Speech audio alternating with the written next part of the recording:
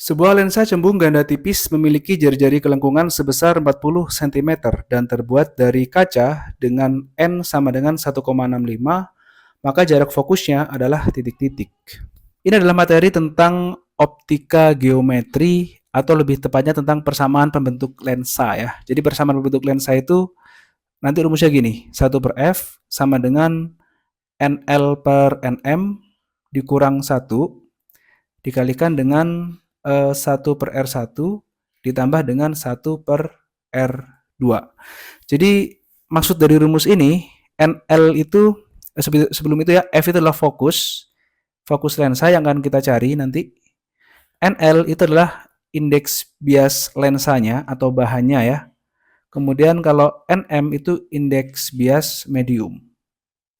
R1 nanti jari-jari kelengkungan pertama, yang ini R2 jari-jari kelengkungan kedua. Jadi kalau saya gambarkan secara fisisnya, itu nanti misalnya gini, saya gambarkan lensa di sini ya. Ini ada lensa, misalnya ini dia berjari-jari R1. Nah seperti ini ya, ini jari-jarinya adalah R1 misalnya. Terus yang ini lebih tebal misalnya. Nah gini, ini jari-jarinya adalah R2. Nah misal seperti ini. Nah di sini kan cara kita mencari fokusnya F ya, fokus lensa. Fokus lensa kan nanti kemungkinan di sebelah sini lah ya kita anggapnya. Itu dia bergantung pada besaran-besaran itu. Jadi bergantung pada indeks bias bahannya, indeks bias medium di sekitarnya, dan juga jari-jari R1 dan R2. Oke. Nah, sekarang di sini telah diketahui bahwa jari-jari kelengkungannya itu 40 cm. Artinya R1 dan R2-nya sama. Sehingga nanti bentuk lensanya itu tidak tebal sebelah. Bentuknya sama seperti ini. Nah, yang mana keduanya itu memiliki ukuran jari-jari sebesar 40 cm. Kemudian di sini NL-nya itu 1,65. NL itu ya indeks bias lensanya ya.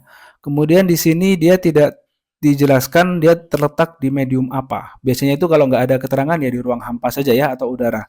NM-nya nanti berarti kita ambil nilainya 1 kalau tidak disebutkan di soal. Berarti nanti di sini tinggal NL, NL-nya adalah 1,65 dibagi dengan NM-nya 1 dikurangi 1.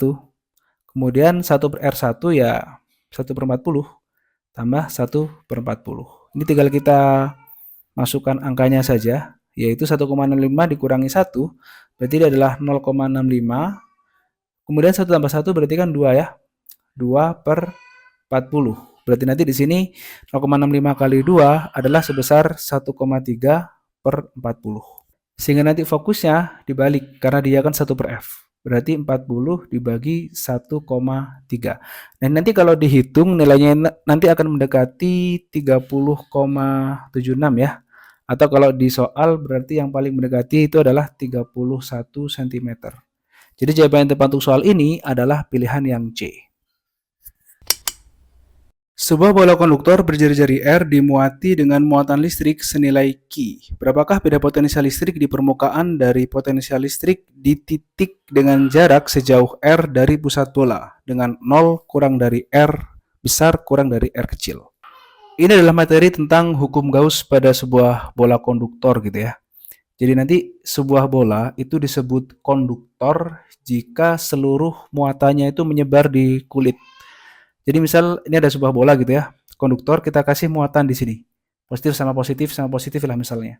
Nanti kan karena dia positif dan positif saling tolak menolak, dia akan terdorong ke permukaan semua muatan yang ada di dalam gitu ya. Kenapa bisa terdorong? Karena ada gaya Coulomb antar muatan-muatan ini dan mereka bisa mengalir karena bolanya konduktor.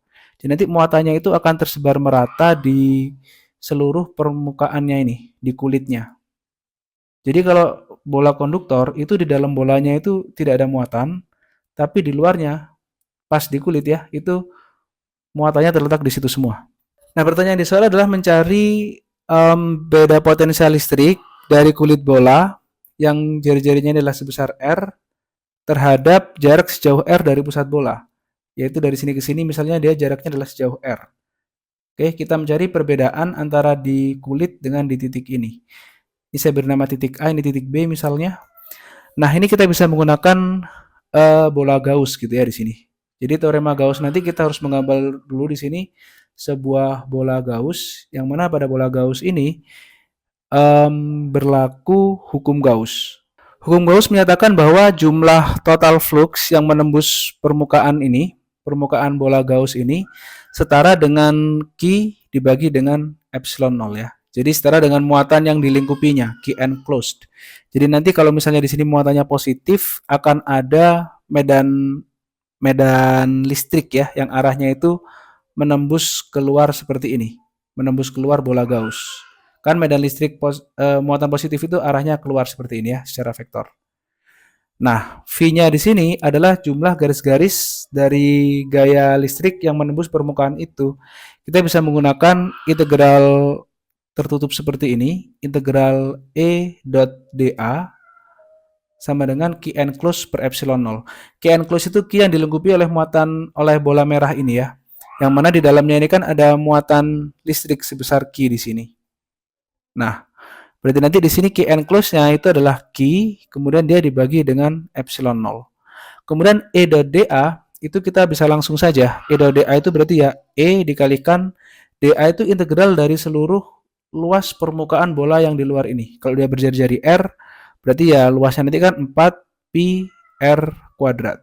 Dikalikan Q per epsilon 0 atau E-nya pada jarak sejauh R dari pusat adalah Q per 4 pi epsilon 0 R kuadrat. Kemudian di sini E-nya kita bisa sederhanakan karena 4pi per epsilon 0 ini ya, itu setara dengan K ya nanti. K itu 1 per 4pi per epsilon 0 kuadrat. Jadi nanti E-nya adalah Kq per R kuadrat. Nah sekarang hubungan antara medan listrik dengan potensial. Itu bisa kita pakai bahwa medan listrik merupakan turunan dari potensial terhadap posisi ya. Jadi E itu negatif dV dR. Dengan tanda negatif di situ untuk kesesuaian fisik sebenarnya nanti di sini. Oke. Kemudian cara kita mencari V-nya itu berarti kan kita pakai integral ya kalau udah ketemu seperti ini. Berarti dV adalah negatif E dR. Kita bisa pakai integral nih. Nah, gini. Nah, di sini kita yang ingin kita cari adalah perbedaan potensial antara titik yang R ini, yang A ya, terhadap titik B. Nah, referensi yang kita pakai itu semakin jauh dari titik pusat muatan itu potensinya semakin menuju nol. Jadi di titik tak hingga, di R menuju tak hingga, itu potensial listriknya itu nol ya. Sehingga nanti kalau kita ingin menghitung perbedaan potensial di sini, potensial listrik antara permukaan dengan titik sejauh R, berarti ya titik di permukaan kita kurangkan terhadap titik yang sejauh R supaya hasilnya positif. Oke? Berarti nanti di sini yang kita pakai adalah jaraknya itu dari V di permukaan sampai V di titik R. Gitu ya. Jadi di sini jaraknya nanti dari R sama dengan R sampai R itu sendiri. Ini saya ganti dengan R aksen saja ya. R aksen sama dengan R sampai R aksen sama dengan R kecil. Ini saya ganti R aksen biar berbeda dengan variabel yang akan kita pakai di sini. Jadi nanti di sini menjadi gini ya. Integral dari dV itu kan hasilnya V.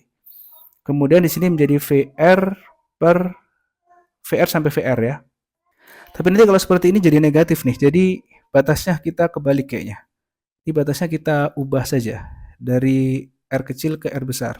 Nanti kenapa kebalik nanti kalian akan tahu ya kenapa tadi kebalik. Jadi ini R kecil sampai R besar supaya itu pengurangnya itu lebih besar gitu loh biar dia positif.